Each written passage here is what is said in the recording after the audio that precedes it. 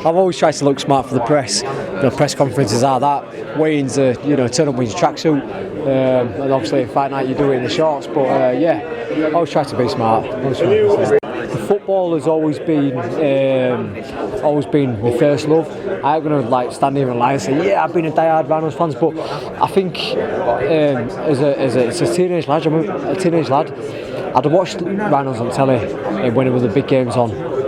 And when my pals were watching them, you're watching Rhinos game, and I've not watched it, but you should watch it this weekend, it's going to be massive. I remember coming down as a teenage lad and watching it live and seeing the hits and thinking, unbelievable, these are giants, and they're running at each other at unbelievable speed and smashing, and they're getting back up and playing on, and I'm hooked then. And then I've been fortunate enough to meet a lot of them face to face. Obviously boxing gives that opportunity, being Mad Leeds. We were speaking to Jamie Peacock, and the guy's a legend at Leeds Rhinos, but he had plenty of time to speak to me and have a conversation, and then it's gone on with every single other player that I've met who've been associated with the club. And it's an hard sport, but they're very, very humble, so I take me out to them, and I've become hooked since. Goes without saying.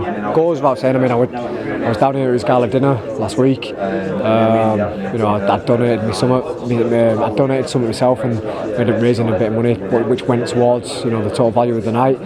And I'd mentioned to him that if we had a potential fight, I'd love him to be part of it in some way, shape or form, whether that be the ring walk or just being present in the dressing rooms. I'd certainly 100% have him ringside, front row. The guy's a massive inspiration. I think I said it last week. What he's done in rugby, equivalent to me fighting AJ and Tyson Fury. Physically, he shouldn't be able to do it at the top level, but he's made it work. That's obviously down to his skill, but also his mindset as well.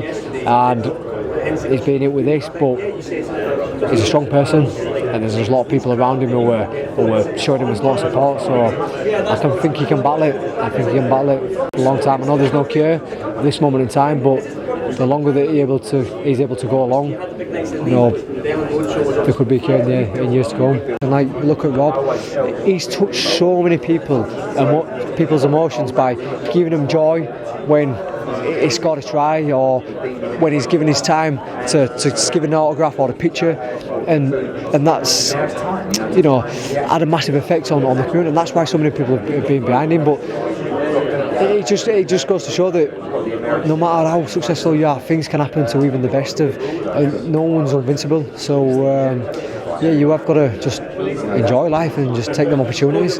No, I don't. Because I beat him first time, and that's what some people realise. I beat him first time. I think it's people getting now annoyed because they know what I deliver. They know what I bring. I bring an exciting style. I bring busyness. I bring entertainment. Obviously, that fight, he went about his business trying to unify me. I still won the fight. People probably don't want to see that because they want entertaining. That's it. This is an entertaining business.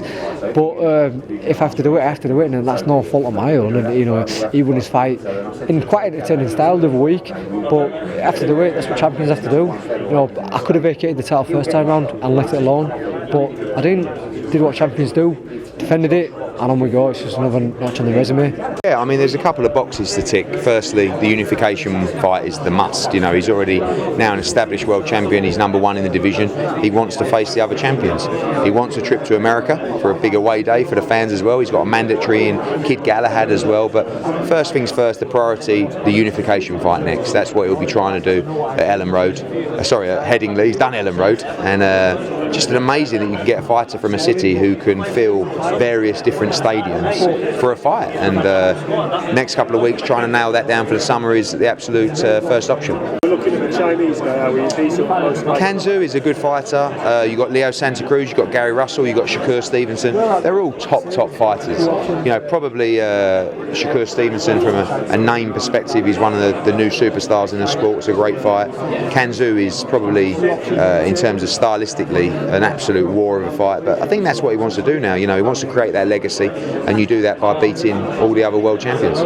I think all those unification fights can be in Britain. Josh is very unique, where he's a world champion who has massive support. You know, it's quite, like I say, unique. And how many fighters have actually consistently sold out arenas and outdoor stadiums in their city? You know, outside of AJ, I can't think of any, many of them. So Josh is one of the top pound for pound fighters in Britain, and he has the opportunity to sell 25,000 at the drop of a hat. So with that in mind, you can bring the other champions to the city, and obviously that's going to be a big advantage to him. If he unifies his next fight, does that then make the mandatory less likely? I think the next fight, is unlikely to be the mandatory fight. I think it will be a unification or an American fight. But also at the same time, he needs to make sure that we cement those fights, and we know that mandatory will have to come at some point. He's already fought him, beat him in a very close fight, and he looked good at the weekend as well. So that's another Yorkshire fight that could come together. Less trips to the pub,